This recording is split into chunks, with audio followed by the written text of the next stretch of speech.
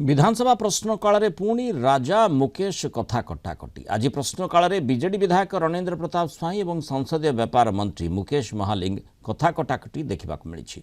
जयपुर तेलिंगिरी जलसेचन प्रकल्प विषय प्रश्नकाल में आलोचना होता। बीजेडी विधायक रणेंद्र प्रताप स्वाई कहते निर्दिष्ट भाव गृह उत्तर न रखी राज्य सारा कहीं मंत्री बुलूंट। उत्तर में मंत्री मुकेश महालिंग कहते मु चारियाडे बुलिबाकू चाहूनी निर्दिष्ट प्रश्न कले निर्दिष्ट उत्तर रखिबी। एवं बीजेडी विधायक रणेंद्र प्रताप स्वाई को भी कहते आपणक प्रश्न भी निर्दिष्ट भाव आसिला नहीं। तेलिंगिरी 41.50 कोटी टेंडर आह्वान करा जायछि।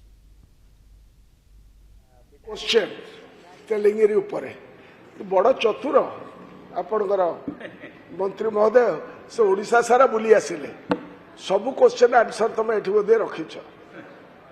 स्पेसिफिकली पचरा जाइछि जे नुआ डीपीआर करिछ आडे न बुली कि ना बी स्पेसिफिक। मु भी चारियाडे बुलिबाकू चाहुना।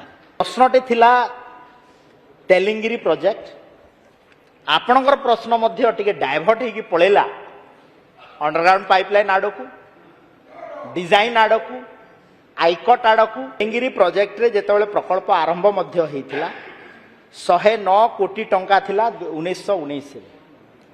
तापरे जेतेबेले एबे कंप्लीट हबाकू जाउछि एहा 1306 कोटी रे पहुंचिलानी।